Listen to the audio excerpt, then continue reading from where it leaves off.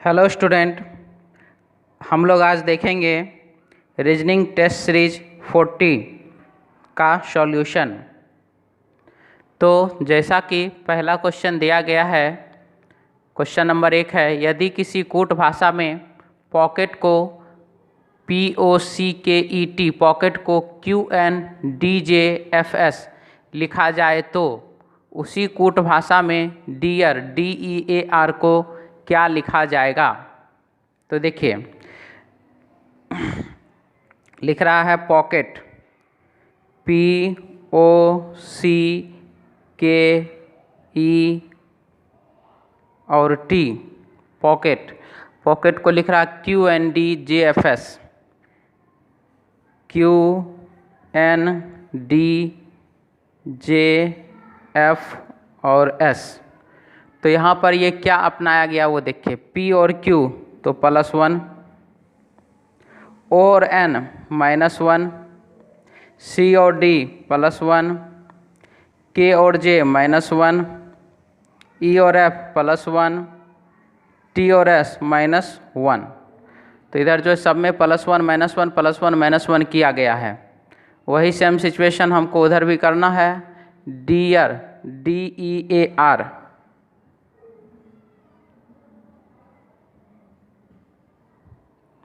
और इसके लिए देखिए आप सबसे पहले +1 तो हो जाएगा E -1 हो जाएगा, यहाँ पर D +1 हो जाएगा, आपको B -1 हो जाएगा, यहाँ पर Q। तो EDBQ और ये दिया गया ऑप्शन ए में, तो हमारे प्रश्न का आंसर हो जाएगा ऑप्शन ए। नेक्स्ट क्वेश्चन है 2 नंबर, लिखा गया है प्रमोद गोपाल से लंबा है। प्रमोद जो है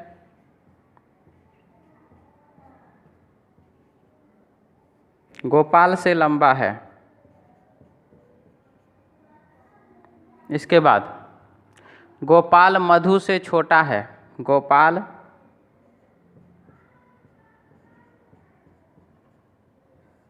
मधु से छोटा है। इनमें कौन सबसे लंबा है, यह ज्ञात करने के लिए निम्नलिखित में से कौन सी जानकारी आवश्यक है। तो देखिए, अब यहाँ पर जो सिचुएशन है, उस सिचुएशन के हिसाब से गोपाल तो दोनों में छोटा, प्रमोद से भी छोटा और मधु से भी छोटा, और प्रमोद और मधु में कौन बड़ा कौन छोटा यह तो हमको क्लियर नहीं है। तो यहाँ पर यदि हम प्रमोद को मधु से बड़ा कर दें या फिर मधु को प्रमोद से बड़ा कर दें तो क्या होगा, हमारे प्रश्न का आंसर आ जाएगा। तो 1 नंबर ऑप्शन में लिखा है कि कोई अतिरिक्त जानकारी आवश्यक नहीं है। यहाँ तक तो हमें अतिरिक्त जानकारी की आवश्यकता है ही, तो 1 ऑप्शन गलत। दूसरा ऑप्शन है मधु गोपाल से लंबी है। मधु जो है वो तो गोपाल से ऑलरेडी लंबी है ही, ये तो हमको दर्शाया ही जा रहा है। इस जानकारी से तो हमारे प्रश्न का आंसर क्लियर नहीं होगा। ऑप्शन सी, प्रमोद मधु से लंबा है। प्रमोद जो है वह मधु से लंबा है। जैसे ही हम ये जानकारी लगा देते हैं, यानी कि ऑप्शन सी जैसे हम लागू कर देते हैं, हमारे प्रश्न का आंसर आ जाता है। ऑप्शन डी भी पढ़ लेते हैं, प्रमोद मधु के भाई से लंबा है। मधु के भाई से लंबा है या छोटा, उससे हमको क्या मतलब है, और हमारे प्रश्न का आंसर हो जाएगा क्वेश्चन नंबर 2 का ऑप्शन सी। नेक्स्ट क्वेश्चन है 3 नंबर, बोला जा रहा है निम्नलिखित में से किसका अर्थ है एस टी की भतीजी है। एस जो है वह टी की भतीजी है। एस जो है वह टी की भतीजी है। तो सिचुएशन यहाँ पर हमको जो दर्शाना है, एस को भतीजी दर्शाना है। एस को मुझे भतीजी दर्शाना है, ठीक है। जब एस को मुझे भतीजी दर्शाना है तो इसका मतलब एस को मुझे फीमेल दर्शाना है, यानी कि स्त्री दर्शाना है। एस को मुझे क्या दर्शाना, स्त्री। अब आप हमको देखना है कि किस ऑप्शन में एस जो है वो स्त्री बन रही है, यह हमको देखना, ठीक है। तो जैसा कि हमारा क्वेश्चन लिखा गया P + Q का अर्थ है P Q का भाई है। तो प्लस का चिन्ह से तो भाई का पता चलता है, भाई तो पुरुष होगा, स्त्री तो नहीं हो सकती है, तो ये खत्म। P गुना Q का अर्थ है PQ का पिता है, पिता तो पुरुष होता है, ये भी खत्म। P माइनस Q का अर्थ है PQ की बहन है, P माइनस Q PQ की बहन है। इसका मतलब है कि यदि P के बाद माइनस होता है तो वह बहन हो जाती है, तो इसका मतलब S के बाद यदि माइनस होगा तो वह बहन होगी, बहन होगी यानी कि स्त्री होगी, और जब स्त्री होगी तो वह भतीजी हो ही जाएगी। तो हमको सभी विकल्पों में यह देखना है कि S के बाद, देख लीजिए S के बाद जो है यानी कि S के राइट साइड में, दाहिने साइड में माइनस का साइन किस में है? ऑप्शन ए में है क्या? नहीं है, यानी कि ये पुरुष है, तो ये गलत। ऑप्शन सी में है क्या? नहीं है, यहाँ भी गुना का चिन्ह है, ये भी पुरुष हो रहा है, गलत। ऑप्शन डी में है और ऑप्शन बी में है, ऑप्शन बी में है और ऑप्शन डी में है। अब इस दोनों ऑप्शन में है, तो इस दोनों ऑप्शन में से हमारा कौन सा आंसर होगा हमको वह दर्शाना है। तो हमें क्या चाहिए? भतीजी। तो जब भतीजी चाहिए तो भतीजी किसको कहते हैं? भाई के बेटी को। भतीजी किसको कहेंगे? भाई के बेटी को। यानी कि एस से पहले वहाँ पर जो है भाई वाला साइन भी होना चाहिए, और भाई वाला साइन देख लीजिए किसको कहते हैं? तो भाई वाला साइन कहते हैं प्लस को, भाई वाला साइन कहते हैं प्लस को। तो अब यहाँ पर दोनों में प्लस है, तो चलिए हम इसको क्या कर लें। तो यहाँ पर हम जैसे ही देखते हैं कि जब दोनों में प्लस है तो यहाँ पर कौन सा होगा? तो ये देखिए, एक जो है एस का भाई हो रहा है और एक जो है वो एम का भाई हो रहा है। तो चूँकि हमको भतीजी चाहिए, तो भतीजी चाहिए तो एस का भाई तो नहीं ना चाहिए, एस का भाई तो नहीं चाहिए ना। यहाँ पर सिचुएशन है एस का भाई यदि होगा, एस का भाई यदि होगा तो वो चाचा या फुआ तो नहीं हो सकती, क्योंकि एक तरफ भतीजी तो सिंपल सी बात है कि दूसरे तरफ कौन? एक तरफ भतीजी तो सिंपल सी बात है, दूसरे तरफ होगा चाचा या बुआ, यानी कि पिता का भाई या पिता की बहन। तो मुझे पिता का भाई और पिता की बहन ना चाहिए, तो पिता का भाई और पिता की बहन तो एम का गुना का साइन, और गुना का साइन क्या दर्शाता है? तो पिता को, यानी कि हमारे प्रश्न का आंसर क्या होगा? बी होगा। अब जिनको ऐसा लग रहा है वो बी को जांच करके देख लीजिए। प्लस का साइन का मतलब है भाई, तो ये हो गया भाई। गुना का साइन का मतलब हो जा रहा है पिता, और माइनस के साइन का मतलब हो जा रहा है बहन। के की बहन एस, बहन का पिता तो पिता, पिता का भाई तो चाचा, जब टी चाचा तो एस कौन? भतीजी। आंसर हो जाएगा ऑप्शन 100%, कौन सा? तो 100% आंसर होगा ऑप्शन बी। नेक्स्ट क्वेश्चन है क्वेश्चन नंबर 4। लिखा गया निम्नलिखित अक्षर श्रृंखला में प्रश्न चिन्ह के स्थान पर क्या आएगा? तो इसमें देखिए, इसमें जो सारा सिचुएशन दिया गया है हम आपको डायरेक्ट क्वेश्चन बना करके दिखलाते हैं। P और O -1, O और N -1, N और M -1, तो यहाँ पर M और -1 कर देंगे, हो जाएगा क्या चीज़? तो L। M और O +2, O और Q +2, ठीक है। तो यहाँ पर M और O +2 और O और Q +2, तो अब यहाँ पर Q और T तो +3, तो Q और T +3 हो रहा है, तो आगे क्या होगा? तो आगे यहाँ पर जब यहाँ पर दो ठो में +2 हुआ है तो आगे में क्या होगा? दो ठो में +3 होगा, तो ये हो जाएगा आपको यहाँ पर W। इसके बाद T और S -1, S और R -1, R और Q -1, तो यहाँ पर भी क्या होगा? -1 होगा, और Q -1 हो जाएगा क्या चीज़? तो Q -1 हो जाएगा P, यानी कि हमारे प्रश्न का आंसर हो जाएगा LWP, और LWP है ऑप्शन ए में, तो हमारे प्रश्न का आंसर हो जाएगा ऑप्शन ए।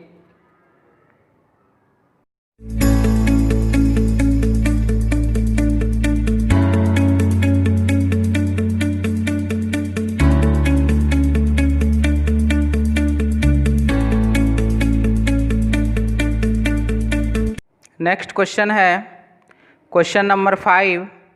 लिखा गया इसमें निम्न में से कौन विजातीय है? यह जो है क्लासिफिकेशन का क्वेश्चन है, और इसमें यह चीज़ दिया गया है। तो देखिए इसमें क्या क्या हो रहा है। M, O और Q, तो यहाँ पर हो गया +2 और यहाँ भी हो गया +2, GEC -2 -2, SUW +2,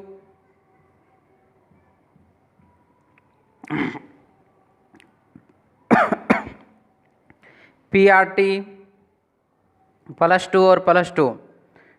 तो अब सभी विकल्प में देख रहे हैं +2 हो रहा है, जबकि ऑप्शन बी में जो है -2 हो रहा है।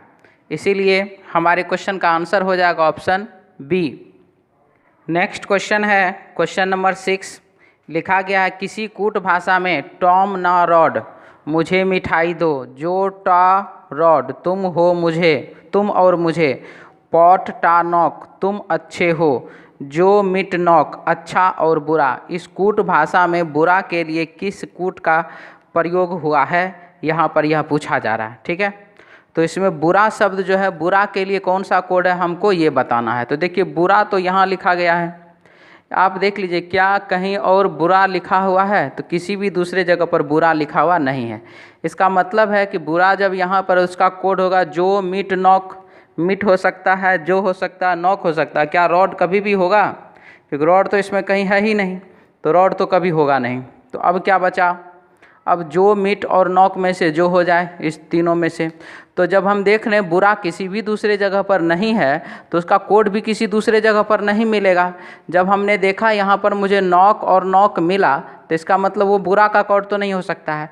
यहाँ पर जो और जो मिला वो भी बुरा का कोड नहीं हो सकता। तो बचा क्या? मिट। तो यानी कि बुरा का कोड क्या हो जाएगा? तो बुरा का कोड हो जाएगा मिट। आंसर हो जाएगा ऑप्शन ए।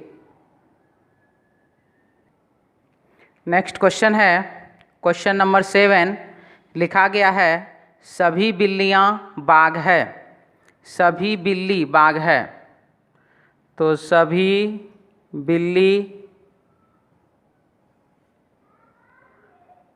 बाघ के अंदर, ठीक है, सभी बिल्लियाँ बाघ हैं। उसके बाद कुछ बाघ शेर है, और बाघ का कुछ भाग क्या है? तो ये शेर है, कुछ बाघ शेर है।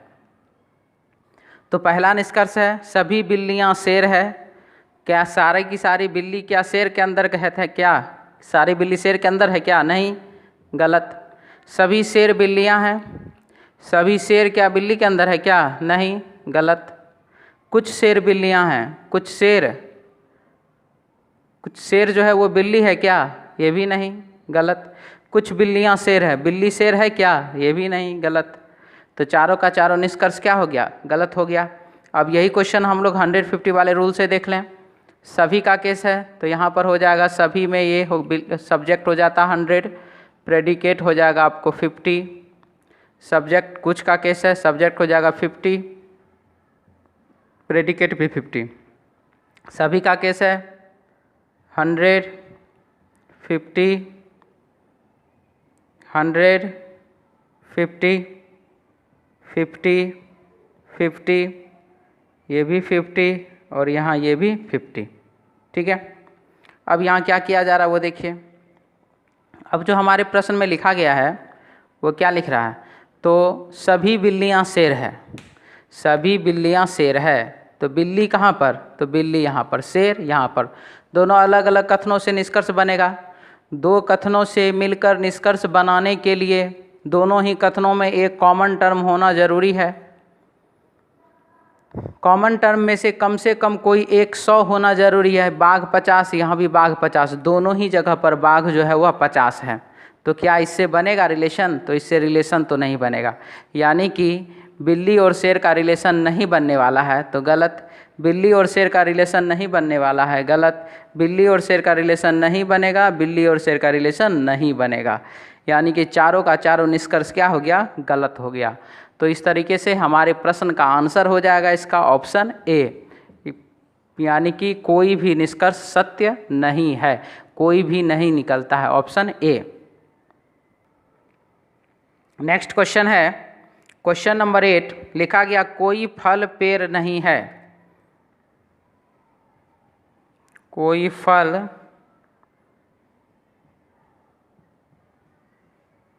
पेड़ नहीं है, सभी पेड़ पत्थर है।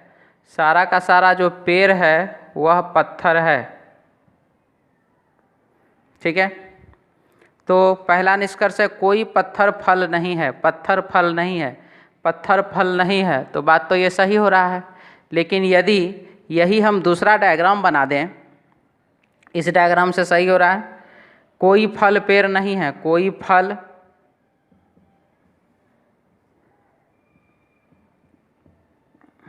पेड़ नहीं है, सभी पेड़ पत्थर है। सारा का सारा जो पेड़ है वो देख लीजिए पत्थर के अंदर है कि नहीं है, तो सभी पेड़ पत्थर के अंदर है। क्लियर है, सभी पेड़ पत्थर के अंदर है। तो अब यहाँ पर कोई पत्थर फल नहीं है, कोई पत्थर फल नहीं है क्या, तो एक डायग्राम से सही हो रहा है और एक डायग्राम से गलत हो रहा है, तो फाइनली ये क्या जाएगा, तो फाइनली ये गलत होगा। इसके बाद कोई पेड़ फल नहीं है, कोई पेड़ फल नहीं है, सही। इधर भी कोई पेड़ फल नहीं है, ये भी क्या, सही। दोनों ही तरफ से सही जा रहा है। तीसरा है कुछ पत्थर पेड़ है, कुछ पत्थर पेड़ है, इधर भी सही, और कुछ पत्थर पेड़ है, इधर भी सही, दोनों तरफ से सही जा रहा है। चौथा, कुछ पत्थर फल है, कुछ पत्थर फल है, इधर से सही जा रहा है, लेकिन इधर से क्या हो रहा है, गलत जा रहा है। एक तरफ से सही जा रहा है और एक तरफ से गलत जा रहा है। तो अब यहाँ पर जो सिचुएशन है, यहाँ पर जो सिचुएशन है, हम देख रहे हैं कि कुछ पत्थर फल है, कुछ पत्थर फल नहीं है। ठीक है, कुछ पत्थर फल है और कुछ पत्थर फल नहीं है। यहाँ पर जो सिचुएशन है हमारे पास, वो हम ऐसा ही यहाँ पर अभी देख रहे हैं। तो अब क्या होगा, अब यहाँ जो सिचुएशन है यहाँ पर अब क्या होगा हमको वो बताना है। तो देखिए, कोई पत्थर फल नहीं है, कुछ पत्थर फल है, कोई पत्थर फल नहीं है, तो ये सही, इधर से गलत। कुछ पत्थर फल है, इधर से सही, इधर से क्या, गलत। तो ये दोनों मिल करके यानी कि 1 नंबर और 4 नंबर मिल करके बना देगा आपको आइदर का केस, यानी कि या तो पहला सही है या तो दूसरा सही है। 1 नंबर और 4 नंबर मिल करके बना देगा आइदर या तो पहला सही है या तो चौथा सही है। तो हमारे प्रश्न का आंसर इसका हो जाएगा 2 नंबर और 3 नंबर तो पूर्णतः सही है, तथा 1 या 4 सही है। 2 नंबर और 3 नंबर पूर्णतः सही है तथा 1 या 4 सही है। तो हमारे प्रश्न का आंसर हो जाएगा option D, option D. Next question है, क्वेश्चन नंबर 9 लिखा गया है सभी कप प्लेट है, सभी कप प्लेट है, सभी प्लेट मेज है, सभी प्लेट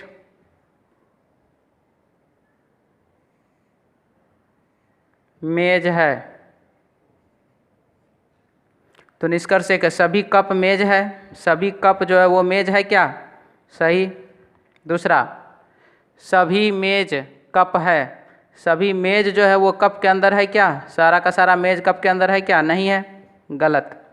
कुछ मेज कप है, कुछ मेज कप है कि नहीं है, सही।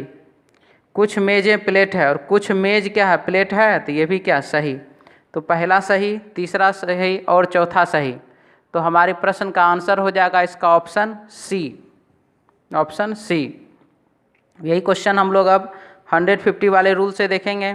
इसमें देखिए क्या हो रहा है, सभी का केस है, तो सभी के केस में यहाँ पर चला जाएगा 100, यहाँ हो जाएगा 50, यहाँ हो जाएगा 100, यहाँ हो जाएगा 50। यहाँ पर सभी का केस है 100, यहाँ पर 50, यहाँ पर 100, यहाँ पर 50, यहाँ पर 50, यहाँ भी 50, यहाँ भी 50 और यहाँ पर भी 50। ठीक है, तो इसमें क्या हो रहा है, तो इसमें जो कहा जा रहा है, पहला निष्कर्ष है सभी कप प्लेट है, सारा का सारा जो कप है वो क्या है, प्लेट है। तो कप यहाँ पर, प्लेट यहाँ पर, तो सभी कप मेज है, बोल हम प्लेट है पढ़ रहे थे, सभी कप मेज है, सभी कप मेज है, तो कप यहाँ पर और मेज यहाँ पर। तो आप इसमें देख रहे हैं कि 2 कथन से मिलकर निष्कर्ष बनाने के लिए कॉमन टर्म का ज़रूरत होता है और कॉमन टर्म में कम से कम एक 100 होना ज़रूरी है। कॉमन टर्म मिल गया, कॉमन टर्म में एक 100 भी हमें मिल गया। कप 100, मेज 50, मेज 50, दोनों पॉजिटिव, ये भी पॉजिटिव हो गया, सही। दूसरा निष्कर्ष है सभी मेजें कप है, मेज यहाँ पर, कप यहाँ पर, मेज है 50 और मेज हो गया यहाँ 100। 50 रुपया वाला सामान यदि आपको 100 रुपया में मिलेगा तो आप कभी भी खरीदेंगे? 50 रुपया वाला सामान यदि 100 रुपया में मिलेगा तो खरीदेंगे? तो नहीं खरीदेंगे, गलत। तीसरा, कुछ मेजें कप है, मेज यहाँ कप यहाँ, मेज 50, कप यहाँ 100, यहाँ 50। 100 रुपया वाला सामान यदि 50 रुपया में मिलेगा तब खरीदिएगा कि नहीं? कहे 100 रुपया जिसका प्रिंट है वो 50 रुपया में मिल रहा है तो आराम से खरीदिएगा, तो सही। कुछ मेज प्लेट है, मेज यहाँ 50, प्लेट यहाँ पर मेज और प्लेट, मेज 50 प्लेट 100 रुपया वाला सामान 50 में मिल रहा है, खरीदेंगे। यानी कि पहला सही, तीसरा सही और चौथा भी सही। आंसर इसका हो जाएगा ऑप्शन सी। नेक्स्ट क्वेश्चन है कथन और कार्यवाही का। क्वेश्चन नंबर 10 में दिया गया है, किसी वायरस की उपस्थिति के कारण संपूर्ण आंध्र समुद्र तट पर तालाबों में बड़े पैमाने पर झींगों की मृत्यु की रिपोर्ट मिली है। इसमें कहा गया है कि समुद्र तट पर आंध्र प्रदेश में यानी कि आंध्रा में जो है समुद्र तट पर क्या हुआ, तालाब में बड़े पैमाने पर झींगे, जो मछली का एक प्रजाति होता है, झींगे की मृत्यु की रिपोर्ट मिली है। ठीक है, तो अब इसमें कार्यवाही दिया गया है कि वायरस का पता लगाने की दृष्टि से प्रभावित तालाबों के जल का तत्काल उपचार किया जाना चाहिए। तो ये तो एकदम सही बात है कि भाई क्या वायरस फैला है, इस वायरस का तत्काल उपाय तो यहाँ करना पड़ेगा ना। तो तत्काल क्या, तो तत्काल जो जल का तत्काल उपचार किया जाना चाहिए, तो ये बात पूर्णतः सही है। दूसरा है, तालाबों से झींगा पकड़ने की गतिविधि को अस्थायी तौर से मुलतवी कर देनी चाहिए। यहाँ कहा जा रहा है कि और उस आसपास में इलाके में जितने भी तालाब हैं या फिर उसी तालाब में जो भी झींगा है यानी कि जो भी मछली का वो प्रजाति है, तो उसको जो पकड़ने के लिए यानी कि उसको नहीं पकड़ना है अभी अस्थाई यानी कि कुछ दिनों के लिए, यानी कि कब तक यह नहीं दिया, अस्थाई नहीं अस्थाई तौर पर यानी कि कुछ दिनों के लिए उसको रोक लगा दिया जाना चाहिए। क्योंकि अब वो झींगा जो है वो अचानक मर रहा है, अचानक जब मर रहा है तो वहाँ कुछ बीमारी हो सकता फैला होगा, इसीलिए तो वो मर रहा है। और अगर वह फिर आप मान लीजिए मार्केट में बेचने चले जाइएगा तो इससे क्या होगा, तो इससे वो तो और ही महामारी का रूप ले सकता है, इसीलिए दूसरा सही है। तीसरा है, मछुआरों से यह कहना चाहिए कि वे भविष्य में इस तत्व के पुनः उदित होने पर नज़र रखें। जी हाँ, मतलब इस प्रकार का अगर फिर इसके बाद भी अगर या बार बार अगर इस प्रकार का स्थिति बनता है तो आपको उस पर क्या करना, नज़र रखना है और आपको बताना है कि क्या हो रहा है नहीं हो रहा है, तभी तो इसका पूर्णतः इलाज होगा। ठीक है, इसीलिए पहला कार्रवाई सही, दूसरा भी कार्रवाई सही और तीसरा कार्रवाई भी सही। आंसर हो जाएगा 10 का ऑप्शन ए। नेक्स्ट क्वेश्चन है 11 नंबर, रेलवे लेवल क्रॉसिंग पर हुई एक अत्यंत खराब दुर्घटना में उस समय 50 लोग मारे गए जब उन्हें ले जा रही बस भागती हुई ट्रेन से टकरा गई। तो यहाँ पर क्या है, यहाँ पर है रेलवे जो क्रॉसिंग करने के लिए जो ज़बरदस्ती जो करने लगते हैं, खास करके मोटरसाइकिल वाले सब, साइकिल वाले सब। ठीक है, कार वाले तो फिर भी रुक जाते हैं, 4 व्हीलर वाले जो रुक जाते हैं, ऑटो वाला सब भी जो है एकदम भागने के लिए जो है तैयार रहता है। तो यहाँ पर बात कहा जा रहा है कि रेलवे क्रॉसिंग पर हुई एक अत्यंत खराब दुर्घटना, यानी कि बहुत ही खराब दुर्घटना हो गया। उस समय 50 लोग मारे गए। वहाँ पर क्रॉसिंग में जो है 50 लोग मारा गया। क्यों? क्योंकि जब ट्रेन जा रही थी तो उसी में क्या हुआ, बस भागती हुई ट्रेन से जाकर टकरा गई, यानी कि बस जो है उस ट्रेन से जाकर के टकरा गया। तो कार्यवाही नंबर 1 है, उस रेलगाड़ी के एक ड्राइवर को तुरंत निलंबित कर देना चाहिए। इसमें ड्राइवर का तो कोई गलती नहीं है, जो आप ड्राइवर को निलंबित कर दीजिएगा तो यह तो कार्यवाही पूर्णतः गलत हुआ। दूसरा, उस ड्राइवर पर अपनी ड्यूटी में लापरवाही बरतने के लिए अदालत में मुकदमा बुलाया जाना चाहिए। यहाँ भी ये गलती है। क्यों? क्योंकि ड्राइवर का तो यहाँ गलती ही नहीं है, ड्राइवर का तो एकदम आप जान रहे हैं, जब रेलवे पटरी बिछा हुआ है, ट्रैक जब बिछा हुआ है तो ट्रैक पर आपको जाना है कि नहीं जाना है, आप उस हिसाब से न जाइएगा, क्योंकि वह तो ट्रेन स्पेशल ट्रेन के लिए होता है। और जब वो ट्रेन के लिए अब यहाँ पर बस अचानक गया, उसमें से टकरा गया, तो यहाँ तो बस के ड्राइवर का गलती है, यहाँ ट्रेन के ड्राइवर का तो गलती है नहीं, इसीलिए दूसरा कार्यवाही भी गलत। तीसरा है, रेलवे प्राधिकारियों को चाहिए कि वे अपनी समस्त रेलवे क्रॉसिंग पर आदमी तैनात करें। जी हाँ, रेलवे फाटक लगा दे, जो कि अभी हमारे देश में लगा हुआ भी है, लेकिन बहुत सारे जगह जहाँ रेलवे फाटक नहीं लगा हुआ है। और क्या बोल रहा है, रेलवे क्रॉसिंग पर आदमी तैनात कर दिया जाए, और ये आदमी तैनात करने वाला जो है, ये बात क्या है, सही है। तो यहाँ पर कार्रवाई 1 गलत हुआ, कार्रवाई 2 भी गलत हुआ, और कार्रवाई 3 हो गया सही, इसलिए आंसर हो जाएगा 11 का ऑप्शन डी। और एक और बात है, रेलवे क्रॉसिंग पर, हर एक क्रॉसिंग पर जब आदमी तैनात किया जाएगा तो रेलवे में क्या होगा, रोजगार उत्पन्न होगा, और रोजगार उत्पन्न होगा तो सिंपल सी बात है कि पढ़े लिखे जो बेरोजगार हैं उनको रोजगार मिलने की संभावना होगी। ठीक है, आइए 12 नंबर क्वेश्चन। हाल ही के उत्सव के दौरान शहर की आपराधिक गतिविधियों में बढ़ोतरी पाई गई है। हाल ही के उत्सव में क्या हुआ, हाल ही के कुछ उत्सव मनाया गया, तो उस उत्सव में क्या हुआ, तो उसके दौरान जो आपराधिक गतिविधि जो है वहाँ पर बढ़ गया है, ऐसा कहा गया है। हाल ही के उत्सव के दौरान शहर की आपराधिक गतिविधियों में बढ़ोतरी पाई गई है। ठीक है, तो पहला कार्रवाई है, पुलिस को तुरंत इस बढ़ोतरी के कारणों की जांच करनी चाहिए। तो ये बात तो पूर्णतः सही है, पुलिस को तो जांच करना ही करना चाहिए कि भाई किस कारण से ये बढ़ा है। दूसरा है, इस प्रकार की बढ़ोतरी रोकने के लिए उत्सवों के दौरान पुलिस को पर्याप्त सावधानी बरतनी चाहिए, और ये भी सही है कि उत्सव के दौरान जो है पर्याप्त रूप से जो सावधानी उसको बरतना ही चाहिए।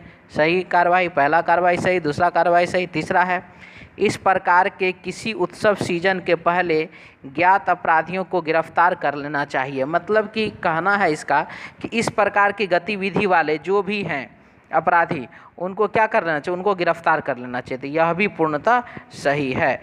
तो 12 नंबर क्वेश्चन का पहला भी सही, दूसरा भी सही, तीसरा भी सही, आंसर हो जाएगा 12 का ऑप्शन ए।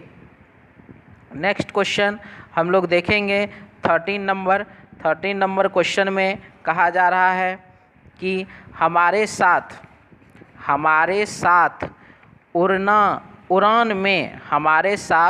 उड़ान में आइए और उड़ान का मज़ा लीजिए। हमारे साथ उड़ान में आइए, यानी कि आप हमारे साथ जो है हवाई जहाज़ में आइए और उड़ान का मज़ा लीजिए। एक वायु सेवा द्वारा दिया गया विज्ञापन, एक जो है वायु सेवा है उसका ये विज्ञापन है। ठीक है, तो अब है यहाँ पर पूर्वधारणा नंबर 1। इस प्रकार इस विज्ञापन को पढ़ने के बाद ज़्यादा से ज़्यादा यात्री इस वायु सेवा से यात्रा करने के लिए आकर्षित होंगे। देखिए सीधी सीधी बात है, कोई भी विज्ञापन जो होता है वो विज्ञापन देने वाला यही सोचता है, क्योंकि देखिए विज्ञापन देने का मतलब है कि विज्ञापन के पीछे वो पैसे खर्च करते हैं, चाहे वो छोटा हो या बड़ा हो, कुछ भी हो, विज्ञापन के पीछे वो पैसा तो खर्च करता है, टाइम तो अपना लगाता है। तो वो क्यों, कोई भी विज्ञापन देने वाला क्यों विज्ञापन देता है, तो इसलिए विज्ञापन देता है कि मैं इस प्रकार का विज्ञापन दूंगा और मेरा सेल बढ़ जाएगा। तो यहाँ पर वही है, इस विज्ञापन को पढ़ने के बाद ज़्यादा से ज़्यादा यात्री इस वायु सेवा से यात्रा करने के लिए आकर्षित होंगे। यह पूर्णतः क्या है, सही है। दूसरा है, लोग सामान्यतः आनंददायक उड़ान को वरीयता देते हैं, आनंददायक उड़ान को वरीयता देते हैं। और हमारे प्रश्न में कहा भी गया है कि उड़ान का मज़ा लीजिए, तो यानी कि यह जो है आनंददायक उड़ान है, तो यहाँ पर यह भी क्या हो जाएगा, सही हो जाएगा, तभी तो वो इस प्रकार का बात कह रहा है। तीसरा, हो सकता है दूसरी उड़ानें इस प्रकार की सुविधाएं नहीं देती हो। दूसरी उड़ानें का, दूसरी हवाई सेवा का हमारे प्रश्न में कोई चर्चा नहीं है और हम उसका कोई चर्चा करना भी नहीं चाहते हैं।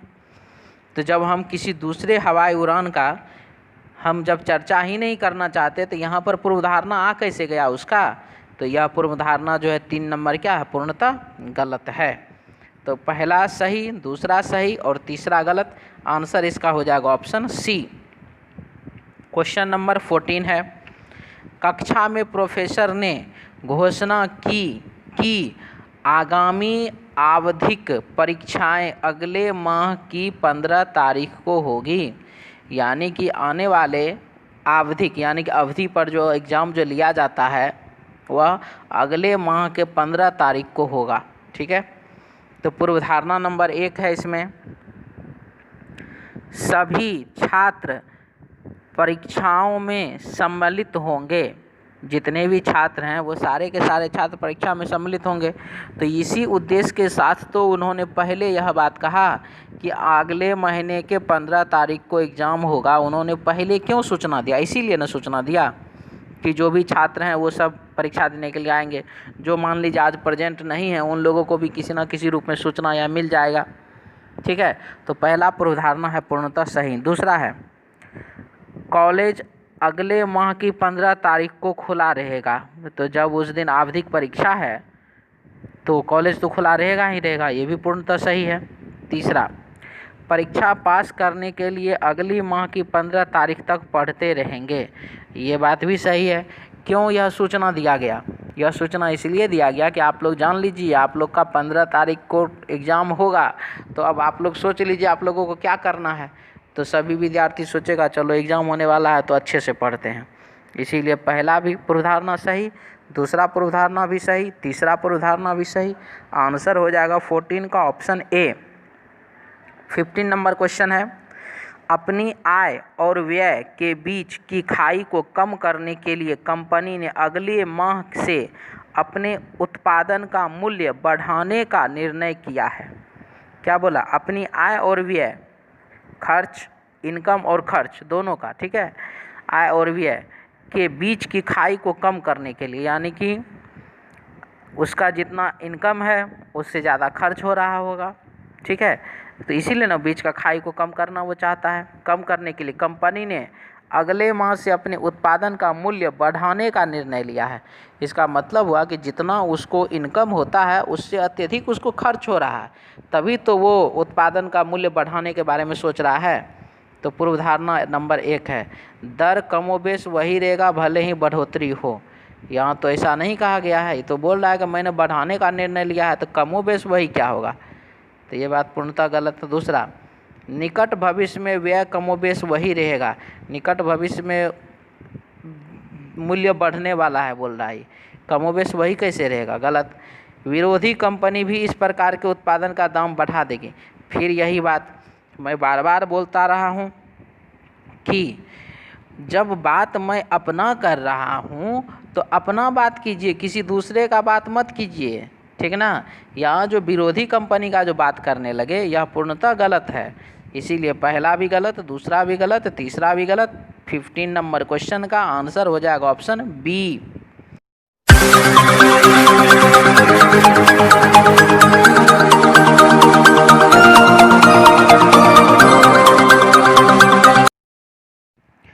नेक्स्ट क्वेश्चन है क्वेश्चन नंबर 16 से 18। ये बहुत ही अच्छा क्वेश्चन है, इसको आप बहुत ही अच्छे तरीके से ध्यान से समझिएगा। ठीक है, ये बहुत ही बेहतरीन प्रश्न है, इसको बहुत ही आराम से समझना पड़ेगा। इसमें हर एक लाइन में टेक्निक है, आपको समझिए। चलिए ध्यान से देखते हैं इस क्वेश्चन में क्या लिखा हुआ है। पी, क्यू, आर और एस, इन 4 व्यक्तियों जो कि यू के माता पिता और दादा दादी हैं के बारे में निम्न सूचनाएं दी गई है। अब देखिए, माता पिता और दादा दादी तो कह दिया, लेकिन माता पिता कौन है और दादा दादी कौन है इसमें वह चर्चा किया ही नहीं है कि ये दोनों माता पिता है, ये दोनों दादा दादी है। ठीक है, इसके बाद आर पी के जीवन काल में जिंदा नहीं था। आर जो है पी के जीवन काल में जिंदा नहीं था, इसका मतलब हुआ कि आर जो है पी के जन्म से पहले ही मर गया। जीवन काल मतलब जीवन जब से शुरू हुआ, मतलब जब से वह जन्म लिया, तो आर पी के जीवन काल में जिंदा नहीं था, मतलब कि पी के जन्म लेने से पहले ही आर मर गया। इसके बाद आर की मृत्यु पी के मृत्यु से पहले हुई, जब जन्म से पहले वो मर गया है तो सिंपल सी बात है कि मृत्यु तो पहले होगा ही होगा। तीसरा है क्यू की मृत्यु पी, आर और एस की मृत्यु के बाद हुई। क्यू का जो मृत्यु है वो मृत्यु हुआ पी, आर और एस के मृत्यु के बाद, यानी कि पहले पी मरा, पी, आर और एस तीनों जब मर गया उसके बाद क्यू अंतिम में मरा है। अब यहाँ पर हम 16 नंबर क्वेश्चन पढ़ेंगे। वो क्या है, अगर एस की मृत्यु पी के मृत्यु से पहले हो गई, अगर एस की मृत्यु जो है वह पी के मृत्यु से पहले हो गई और क्या बोला, और पी की मृत्यु इससे पहले कि क्यू का जन्म होता, पी का मृत्यु इससे पहले कि क्यू का जन्म होता हो गई, यानी कि पी का मृत्यु जो है क्यू के जन्म से पहले हो गया। यहाँ पर क्या बोला, एस की मृत्यु पी के मृत्यु से पहले हुई, एस जो मरा है वो पी से पहले मरा है, हो गई, और पी की मृत्यु इससे पहले कि क्यू का जन्म होता हो गई, यानी कि क्यू के जन्म से पहले पी मर गया, हो गई। तो निम्न में से कौन सा कथन सत्य है? तो अब बताइए कि कौन सा कथन सही है। तो अब इसमें हम देख रहे हैं आर पी के जीवन काल में जिंदा नहीं था, तो आर तो जो है पी के जीवन काल में जिंदा नहीं था, ये तो हमारे पहले कथन में ही कह दिया गया है, तो ये बात तो कहीं से भी गलत हो ही नहीं सकता है, इसीलिए ऑप्शन ए तो हो गया हमारा सही। अब आगे यदि आप पढ़ना चाहते हैं तो पढ़िए, नहीं पढ़ना चाहते कोई दिक्कत नहीं, मुझे तो समझाना, हम तो बताएंगे ही बताएंगे। बी में बोला एस क्यू के जीवन काल के दौरान जिंदा था। एस जो है क्यू के जीवन काल के दौरान जिंदा था, ये कैसे हो सकता है, जब एस पी के मरने से पहले मर गया, साथ ही साथ पी जो है वह क्यू के जन्म से पहले मर गया। तो जब पी क्यू के जन्म से पहले मर गया और एस जो है वह पी से पहले मरा, तो इसका मतलब यह हुआ कि एस जो है वो क्यू के जन्म से पहले न मर गया, एस जो है वो क्यू के जन्म से पहले मर गया। तो यहाँ पर एस क्यू के जीवन काल के दौरान जिंदा था, ये तो पूर्णतः क्या होगा, गलत होगा। ऑप्शन सी है आर एस के जीवन काल के दौरान जिंदा नहीं था। आर और एस का जानकारी हमारे स्टेटमेंट में कहीं भी दिया हुआ नहीं है, इसीलिए हम इस पर कोई भी चर्चा करना उचित नहीं समझते हैं, क्योंकि यह जानकारी अधूरा के अंतर्गत जाएगा। डी है एस आर के जीवन काल के दौरान न तो पैदा हुआ न ही मरा, हम इसके बारे में भी हमें कोई जानकारी नहीं है, हम इसीलिए इस पर कोई चर्चा नहीं करेंगे। तो हमारे प्रश्न का आंसर हो जाएगा 16 नंबर का ऑप्शन ए। नेक्स्ट क्वेश्चन है 17 नंबर। ये देखिए, इसके लिए फिर से हमको क्या करना पड़े, फिर से हमको वही कथन जो ऊपर में जो कहानी दिया गया है, आर पी के जीवन काल में जिंदा नहीं था, आर की मृत्यु पी के मृत्यु से पहले हुई, क्यू की मृत्यु पी आर और एस की मृत्यु के बाद हुई, ये हमको पहले पढ़ लेना था।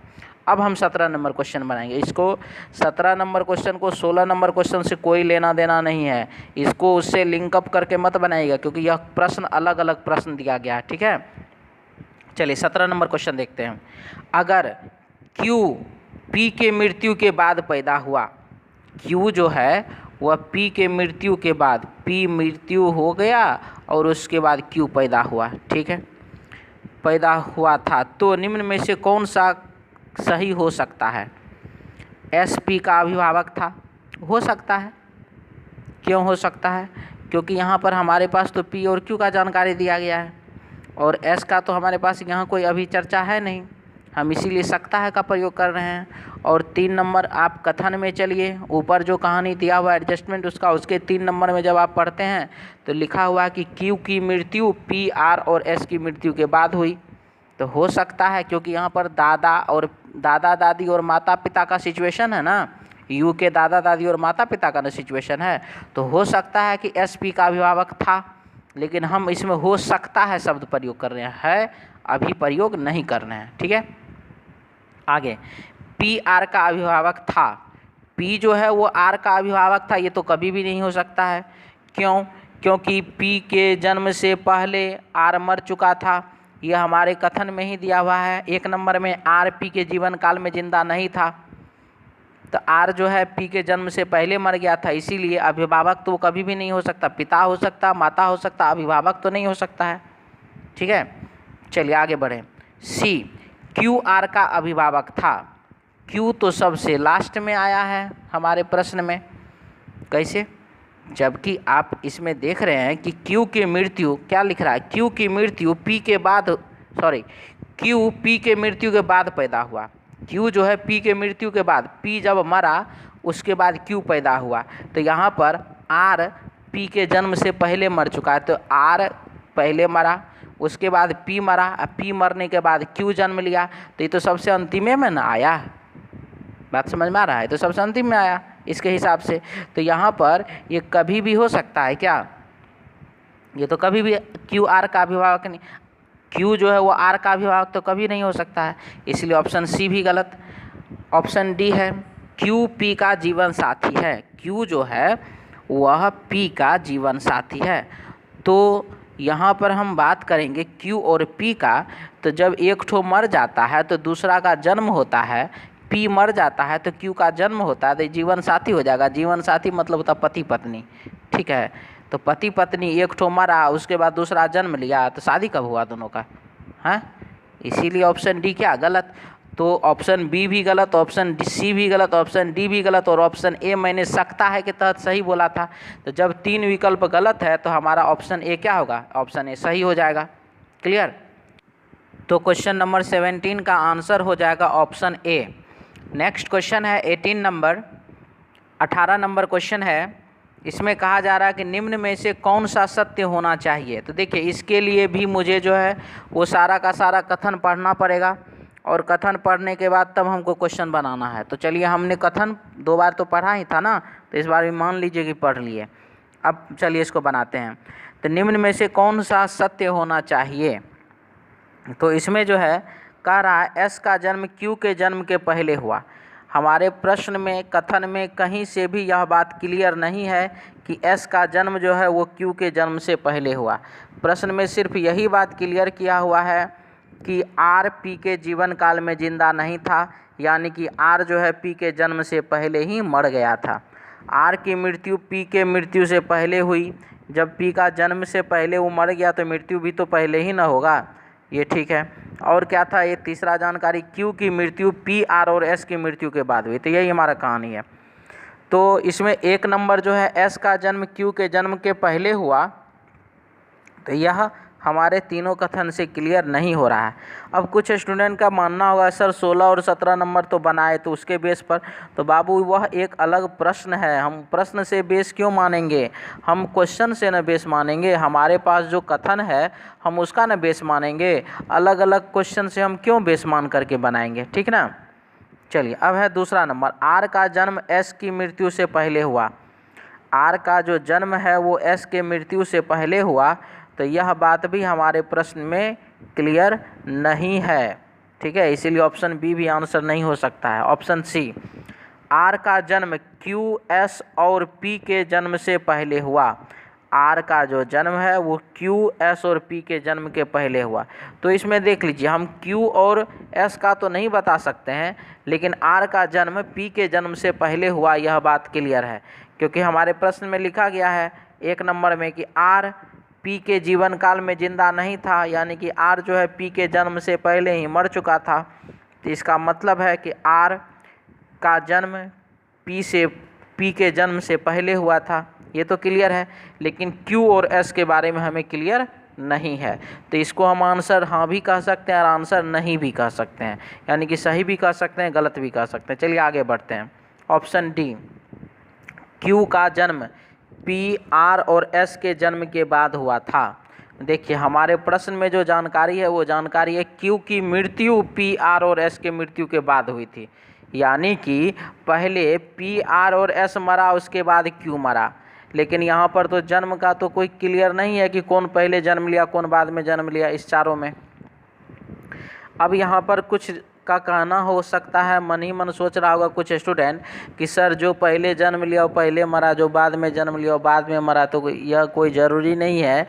बाप से पहले पिता से पहले पुत्र भी मर जाता है बाबू, ये बात तो मालूम होगा। माँ से पहले बेटी भी मर जाती है, ठीक है? इसीलिए यह बात कहना जो है गलत होगा कि किसका जन्म पहले हुआ है। हमारे प्रश्न से यह बात, कथन से यह बात क्लियर नहीं हो रहा है कि किसका जन्म पहले हुआ है। क्यू, पी, आर, एस में इस चारों में कौन पहले जन्म लिया यह क्लियर नहीं है।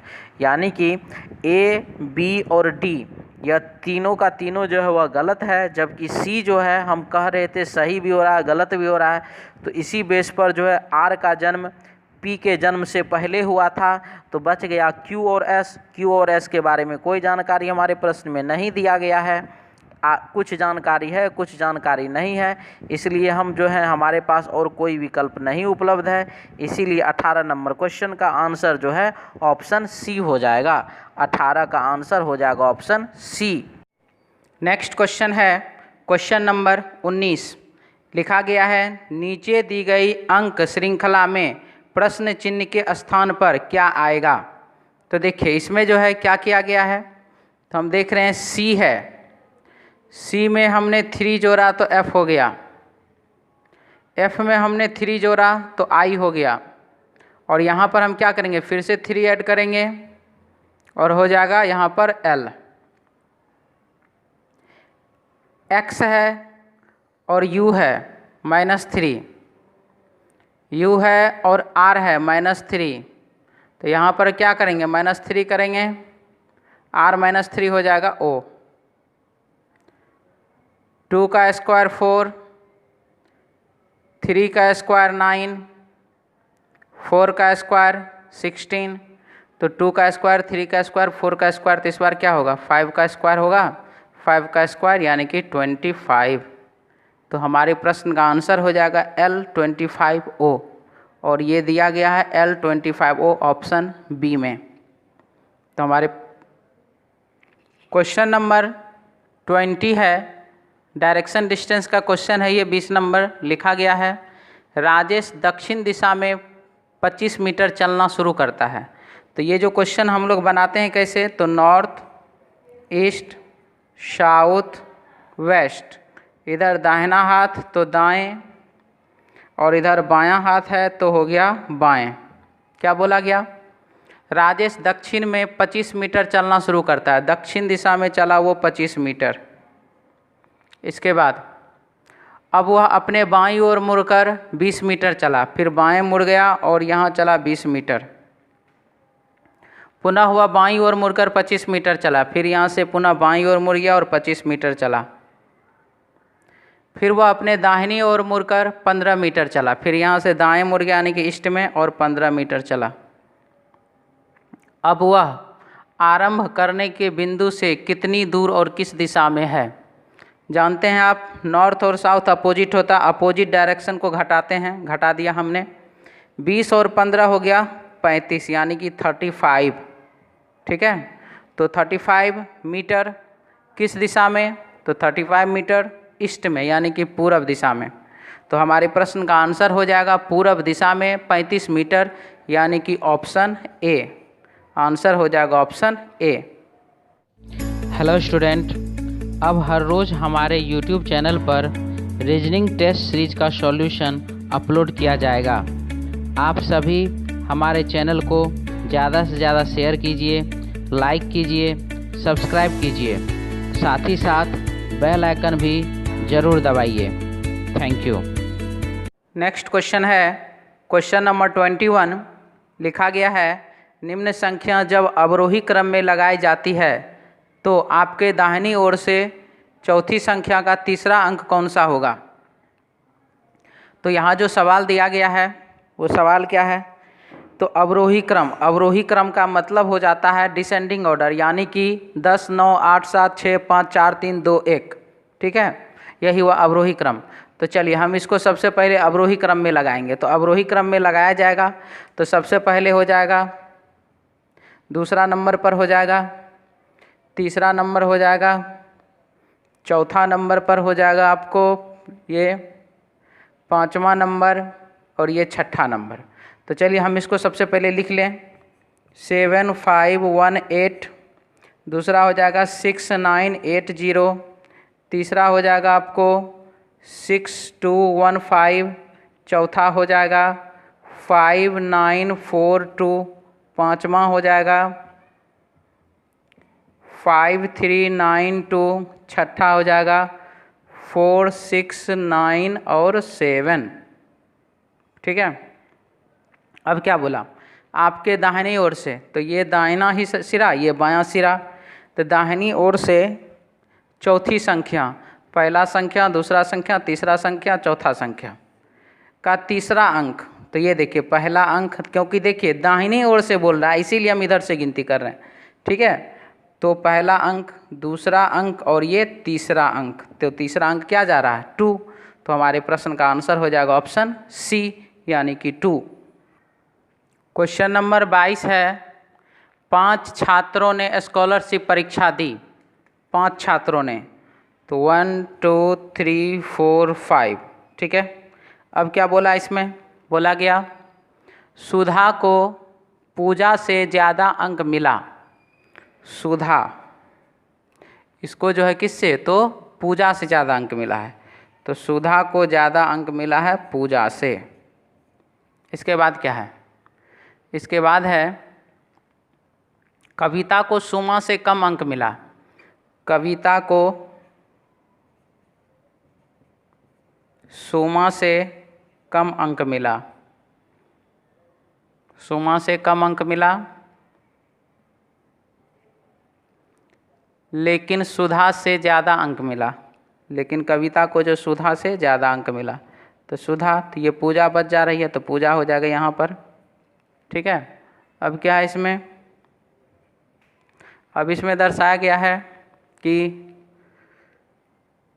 ममता को पूजा और सुधा के बीच अंक मिले हैं। पूजा और सुधा के बीच में कौन, तो ममता। तो चलिए हम यहाँ पर ममता लिख देते हैं और यहाँ पर हम लिख देते हैं पूजा। 1 2 3 4 5, 1 2 3 4 5, पाँचों एडजस्ट हो गया।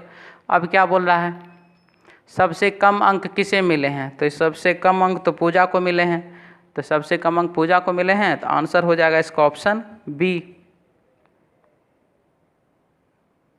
क्वेश्चन नंबर 23 है, लिख रहा है इसमें 16 डिवाइड 64 माइनस 8 मल्टीपल 4 प्लस 2। तो इसमें कह रहा है क्या, देखिए लिख रहा है कि अगर प्लस का अर्थ है गुना, तो प्लस के जगह पर हम गुना का चिन्ह दे दें। ठीक है। गुना का अर्थ क्या दर्शा रहा है, तो गुना का अर्थ है माइनस, तो हमने यहाँ पर माइनस दर्शा दिया। माइनस का अर्थ क्या है, तो माइनस का अर्थ है डिवाइड, हमने यहाँ डिवाइड दे दिया। और डिवाइड का अर्थ है प्लस, तो हमने यहाँ पर प्लस लिख दिया। और ये अब हमको यहाँ पर क्या होगा वो बताना है। ठीक है। तो 64 में जब हमने 8 से डिवाइड किया तो ये हो गया आपको 8, 4 इंटू 2 किए तो ये हो गया आपको 8, तो प्लस 8 माइनस 8 ये तो समाप्त हो गया, तो बचा क्या 16। तो हमारे लिए व्हाट के स्थान पर क्या आ जाएगा 16 आ जाएगा। तो प्रश्न का आंसर हो जाएगा इसका ऑप्शन डी यानी कि 16, ऑप्शन डी। क्वेश्चन नंबर 24 है, यह जो डाटा सफिशिएंसी का क्वेश्चन है, प्रश्न में लिखा गया है डी के कितने भाई हैं, और डी के कितने भाई हैं, और हमारे पास कुल मिलाकर के 5 कथन दिया गया है। और ऊपर में हम जब देख रहे हैं तो यहाँ पर 4 हमको विकल्प भी है, और हमको विकल्प में सारा का सारा जो कथन है वो उसका नंबर दिया हुआ है।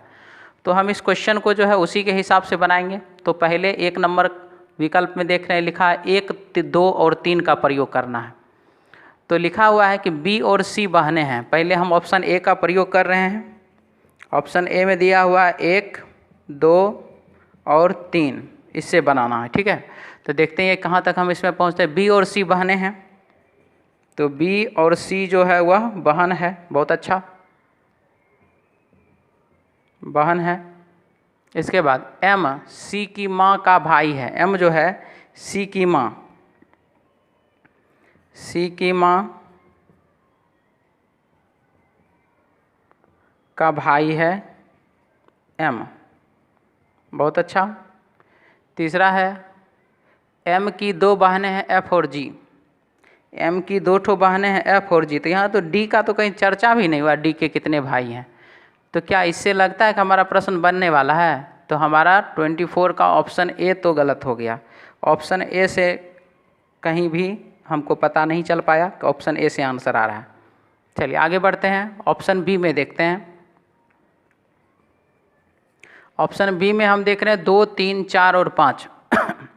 तो हम सबसे पहले 2 का प्रयोग करते हैं। एम सी की माँ का भाई है, एम सी की माँ का भाई है कौन? तो एम जो है सी की माँ का भाई है। बहुत अच्छा। इसके बाद क्या है? अब है 3 नंबर। एम की 2 बहनें हैं एफ और जी। एम की 2 बहनें एफ और जी, तो एफ या जी इधर बहन एक हो जाएगी, और ये भी तो बहन होगी ना, क्योंकि ये माँ है इसके लिए, तो एफ या जी। ठीक है, क्योंकि ये माँ है, माँ का भाई है एम, तो माँ है तो ये एम के लिए तो ये बहन होगी ना। इसके बाद है क्या है? डी के पिता एफ की माँ से विवाहित है। डी के जो पिता हैं वो एफ की माँ से विवाहित है। चलिए, डी के पिता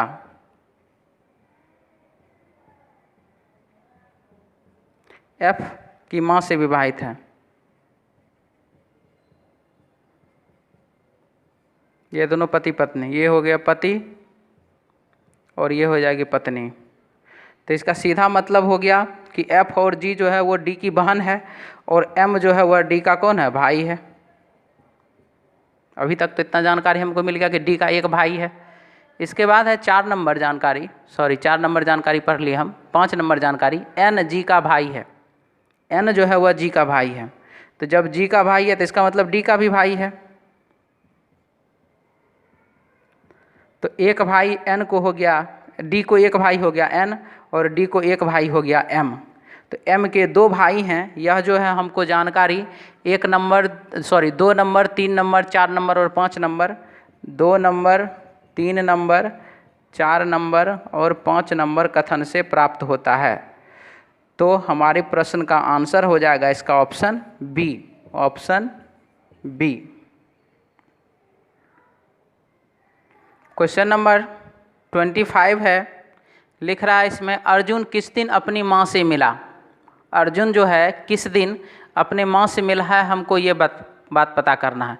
चलिए हम इसमें जो लिखा हुआ उसको पढ़ते हैं। 1 नंबर है, अर्जुन की माँ सोमवार को दिल्ली पहुँची। ठीक है। अर्जुन ने शुक्रवार को दिल्ली से बेंगलोर प्रस्थान किया। ठीक है। अर्जुन की माँ, उसकी माँ अर्जुन की बहन से बुधवार को मिला, यानी कि अर्जुन की माँ जो है उसकी बहन से, यानी कि अर्जुन की बहन से बुधवार को मिला है। अर्जुन की बहन से मिला है, ना कि अर्जुन से मिला है। ठीक है। अर्जुन अपनी बहन से सोमवार को मिला। चलिए, अर्जुन अपनी बहन से सोमवार को मिला, ये भी ठीक है। 5 नंबर है, अर्जुन अपनी माँ से तब मिला जब वह अपने बहन से मिल चुका और उसके बाद उसकी माँ उसकी बहन से मिली थी। देखिए, ये जो पॉइंट्स है 5 नंबर जो है ये हमारे लिए सबसे अहम है, यानी कि सबसे ज़्यादा ज़रूरी है ये 5 नंबर। 5 नंबर में क्या बोल रहा है, ध्यान से एक बार और फिर से पढ़ते हैं। अर्जुन अपनी माँ से तब मिला, प्रश्न है हमारा अर्जुन किस दिन अपनी माँ से मिला। तो 5 नंबर में अर्जुन अपनी माँ से तब मिला जब वो अपनी बहन से मिल चुका और उसके बाद उसकी माँ उसके बहन से मिली थी। तो 5 नंबर में बोल रहा है कि अर्जुन पहले अपनी बहन से मिला और अर्जुन की बहन से उसकी माँ जो है अर्जुन के मिलने के बाद मिली है। और हमारे एक जानकारी में दिया हुआ था 3 नंबर जानकारी में, 3 नंबर जानकारी में दिया हुआ है कि उसकी माँ अर्जुन की बहन से बुधवार को मिला। तो हमारे लिए 3 नंबर भी ज़रूरी है, 3 नंबर भी ज़रूरी है। तो 3 नंबर में क्या है कि उसकी माँ अर्जुन की बहन से बुधवार को मिला। तो बुधवार को ये तो मिल चुकी है, बहन से मिल लिया बुधवार को, यानी कि वह महिला अपनी बेटी से मिला है बुधवार को, अर्जुन की बहन से। ठीक है, बुधवार को मिले। और 5 नंबर में क्या बोल रहा, अर्जुन अपनी माँ से तब मिला जब वह अपनी बहन से मिल चुका और उसके बाद उसकी माँ उसकी बहन से मिली थी। यानी कि अर्जुन के मिलने के बाद जो है बुधवार आया है, अर्जुन के मिलने के बाद बुधवार आया है। इसका मतलब है कि अर्जुन या तो मंगलवार को मिला या तो सोमवार को मिला। अब हम देख रहे हैं इसमें कि सबसे पहला चीज़ 5 नंबर जानकारी और 3 नंबर जानकारी हमें किस किस विकल्प में है हमको वो देखना है। तो 5 नंबर जानकारी और 3 नंबर जानकारी जो है विकल्प बी में है और विकल्प सी में है। तो चूंकि विकल्प बी में और सी में दोनों में देखिए 4 और 4 है, तो हम सीधा सीधा है कि पहले हम इसको क्या करेंगे, 4 नंबर इसको हम पहले इसमें ऐड करेंगे, यानी कि 4 नंबर हम इसमें पढ़ेंगे। अर्जुन अपनी बहन से सोमवार को मिला। अर्जुन अपनी बहन से कब मिला, तो सोमवार को मिला। तो जब अर्जुन अपनी बहन को सोमवार को मिला है, अर्जुन अपनी बहन से कब मिला है, सोमवार को मिला है, यानी कि 4 नंबर जानकारी भी हो गया हमारे पास। अब आप इसको ध्यान से पढ़ लीजिए क्या बोल रहा है इसमें। 3 नंबर जानकारी है, उसकी माँ अर्जुन की बहन से बुधवार को मिली। अर्जुन की माँ से अर्जुन की माँ और अर्जुन की बहन का मुलाकात हुआ बुधवार को। अर्जुन अपनी बहन से सोमवार को मिला है, बहुत अच्छा। और 5 नंबर जानकारी है, अर्जुन अपनी माँ से तब मिला जब वो अपनी बहन से मिल चुका है। तब मिला जब वो अपनी बहन से मिल चुका, तो वो अपनी बहन से मिला सोमवार को। और उसके बाद उसकी माँ, यानी कि अर्जुन से मिलने के बाद उसकी माँ उसके बहन से मिली, यानी कि बुधवार को। तो सोमवार और बुधवार के बीच में एक और दिन आता है बाबू, उसको कहते हैं मंगलवार। उसको कौन सा दिन कहते हैं, मंगलवार। यानी कि अर्जुन और अर्जुन की माँ का मुलाकात जो है वह किस दिन हुआ, तो मंगलवार के दिन हुआ। यह किस किस जानकारी से प्राप्त चला, तो 5 नंबर, 3 नंबर और 4 नंबर से ही हमको पता चल गया। इसीलिए हमारे प्रश्न का आंसर हो जाएगा इसका option C, option C. Next question है क्वेश्चन नंबर 26 से 30। इसमें क्या लिख रहा है, यह जो आपको पजल का क्वेश्चन है, चलिए इसको बनाते हैं। तो लिखा हुआ है 5 मित्र A B C D E, A B C D और ई, ठीक है। 5 मित्र ए बी सी डी और ई।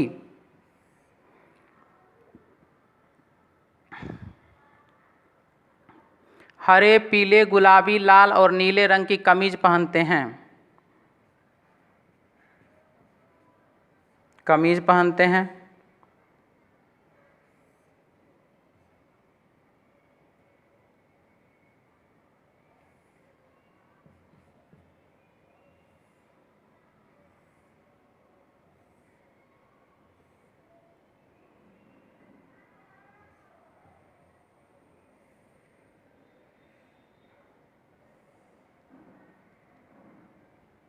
ठीक है।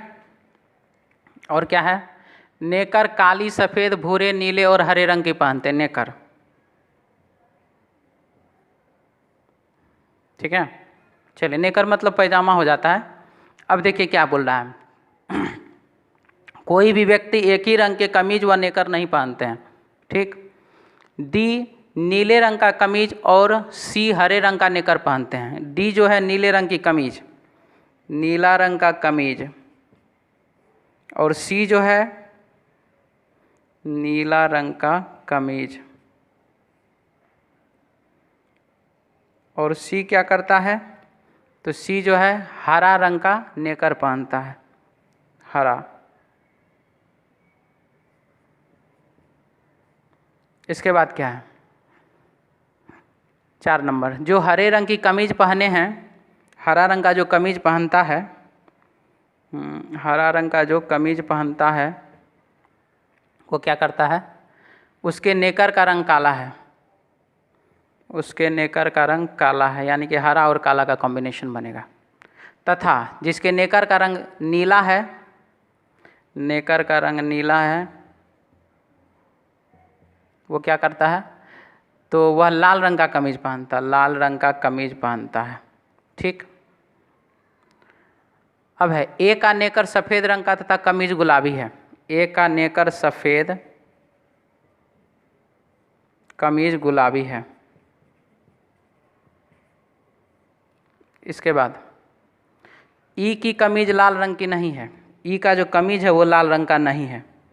तो बचा क्या, हरा रंग, क्योंकि ये देखिए ये दोनों जगह पर ही ये दोनों फिट हो सकता है, क्योंकि यहाँ तो एक एक है, तो यहाँ पर हो जाएगा हरा और यहाँ हो जाएगा काला, यहाँ हो जाएगा लाल और यहाँ पर हो जाएगा नीला। इसके बाद क्या बोला, अब है हमारे पास जानकारी कि सबसे पहला चीज़, अब देखिए ध्यान से, ये जो 7 नंबर जानकारी वो हमारे लिए कहीं कोई मतलब का है ही नहीं। बिना 7 नंबर जानकारी के ही हम काम कर सकते हैं। 7 नंबर जानकारी का हमको कोई ज़रूरत नहीं है। जैसे कि प्रश्न होता है कि कौन सा कथन अनावश्यक है, तो हम यही कहेंगे 7 नंबर कथन अनावश्यक है। देख लीजिए, हम 7 नंबर पढ़ते भी नहीं हैं, हम प्रश्न बना लेंगे। कमीज है, हरा मिल गया, हरा के बाद पीला, पीला कहीं नहीं है तो हमने पीला यहाँ लिख दिया, हो गया काम खत्म। नेकर का बात करते हैं, नेकर है काला, मिल गया, काला के बाद है नेकर दिया हुआ सफ़ेद, तो सफ़ेद भी मिल गया। सफ़ेद के बाद है भूरा, तो भूरा नहीं है तो भूरा हम यहाँ डाल देंगे, हो गया हमारा एडजस्टमेंट। हमने 7 नंबर जानकारी पढ़ा ही नहीं, यानी कि हम यह कह सकते हैं कि 7 नंबर कथन जो है वह अनावश्यक है। लेकिन फिर भी अब पढ़ लेते हैं। बी का नेकर काला या हरे रंग का नहीं है, तो बी का नेकर काला रंग का नहीं है, हरा रंग का नहीं है, ये तो कोई मतलब का ही बात ही नहीं था। हम तो बी पहले ही एडजस्ट कर चुके थे, ठीक है। बी का नेकर का हम पहले ही एडजस्ट कर चुके थे। चलिए आगे बढ़ते हैं। क्वेश्चन नंबर 26 है इसमें, 27, 28, 29 और 30। क्वेश्चन नंबर 26 में बोला सी किस रंग का कमीज पहने हैं, तो सी पीला रंग का कमीज पहने हैं और पीला दिया गया ऑप्शन ए में, तो 26 का आंसर हो जाएगा ऑप्शन ए। 27 है बी का नेकर किस रंग का है, तो बी का नेकर देख लीजिए नीला रंग का है, तो हमारे प्रश्न का आंसर हो जाएगा नीला, और नीला दिया गया है ऑप्शन बी में, तो 27 का आंसर बी। 28 है सफ़ेद रंग का नेकर कौन पहने हुए है, सफ़ेद रंग का नेकर जो है ए पहने हुए है, और ए दिया गया है ऑप्शन सी में, तो हमारे 28 का आंसर हो जाएगा ऑप्शन सी। 29 काले रंग का नेकर कौन पहने हुए है, तो काले रंग का नेकर जो है ई पहने हुए है, और ई दिया गया ऑप्शन बी में, तो 29 का बी। और 30 नंबर है कि डी की कमीज और नेकर के रंग क्या है, तो डी का कमीज और नेकर का रंग है नीला और भूरा, और नीला और भूरा है ऑप्शन सी में, तो 26 का ए, 27 का बी, 28 का सी, 29 का बी, 30 का सी। उम्मीद है आप लोगों को क्लास अच्छा लग रहा होगा। आप लोग चैनल को ज़्यादा से ज़्यादा शेयर करें, कमेंट करें, लाइक करें और सब्सक्राइब करें। और हमारे फेसबुक पेज पर भी क्वेश्चन आता है। यदि आप लोग को फेसबुक पेज से क्वेश्चन बनाना है तो आप लोग डिस्क्रिप्शन बॉक्स में जाकर लिंक से ओपन कर सकते हैं।